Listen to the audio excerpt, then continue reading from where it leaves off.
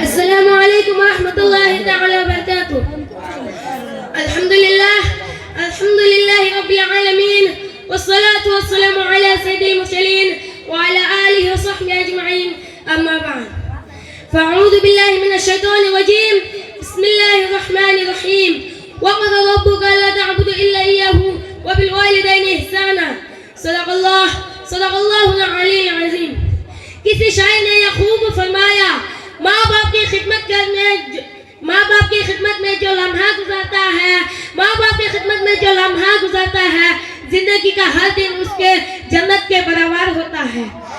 محترم حاضرین، آج میری تقریر کا عنوان ہے ماں باپ کی خدمت. یہ موضوع نہایت اہمیت کا حامل ہے کیونکہ والدین انسان کی زندگی کا سب سے قیمتی سرمایہ اور سب سے بڑی نعمت ہے. ان کی خدمت نہ صرف اخلاقی اور سماجی ذمہ داری ہے بلکہ اسلامی تعلیمات کا بنیادی تقاضا بھی ہے.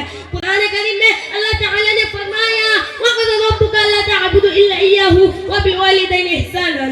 یعنی اور تمہارے رب نے حکم دیا ہے کہ اسی کی سوائے کسی کی عبادت نہ کرو اور والدین کے ساتھ نیک سلوک کرو. یہ آیت ہمیں ولی طور پر بتاتی ہے کہ اللہ تعالی نے اپنی عبادت کے فوراً بعد والدین کے ساتھ حسن سلوک کا حکم دیا، جسے ہمیں معلوم ہوتا ہے کہ والدین کی خدمت اسلام میں کتنی عظیم اور حیثیت رکھتی ہے. محترم حاضرین، رسول اللہ صلی اللہ علیہ وسلم نے بھی والدین کے حقوق پر بار بار زور دیا. ایک شخص نے آپ صلی اللہ علیہ وسلم سے پوچھا یا رسول اللہ سب سے زیادہ احسان کس پر کروں؟ آپ صلی اللہ علیہ وسلم نے فرمایا تمہاری ماں پر. اس نے دوبارہ پوچھا تو پھر فرمایا تمہاری ماں پر. اس نے تیسری بار پوچھا تو پھر وہی فرمایا تمہاری ماں پر. چوتھی مرتبہ جب پوچھا تو پھر فرمایا تمہاری باپ پر. اس حادث سے وری ہے کہ ماں کی خدمت سب سے مقدم ہے کہ اس نے حامل پیدائش اور پرورش کے دوران ناقابل تکلیف برداشت کی. پھر باپ کی خدمت بھی برابر اہم ہے جس نے محنت اور قربانیوں کے ذریعے سے اپنے اولاد کو پروان چڑھایا. محترم حاضرین، والدین کی خدمت کا مطلب صرف ان کی جسمانی ضرورت پوری کرنا نہیں بلکہ ان کی عزت و تکریم، ان کے جذبہ کے احترام اور ان کے بڑھاپے میں سہارا بننا بھی شامل ہے.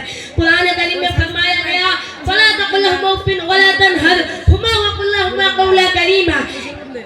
یعنی ان سے اف تک نہ کہو، نہ ہی انہیں جھیڑ کو، بلکہ ان سے عزت کے ساتھ بات کرو. اور یہاں تک کہ ایک سخت لفظ یا بیادبی بھی والدین کے حق کے منافی ہے. محترم ساتھیوں، والدین کی خدمت کرنے والا دنیا میں عزت اور سکون پاتا ہے اور آخرت میں بھی جنت کا مستحق بنتا ہے. ایک شخص نے آپ صلی اللہ علیہ وسلم سے پوچھا کیا میرے والدین زندہ ہو تو ان کا خدمت کروں؟ آپ صلی اللہ علیہ وسلم نے فرمایا ہاں، وہی تمہارے جنت کے دروازہ ہے. اب چاہو تو انہیں ضائع کرو یا چاہو تو انہیں سنبھالو.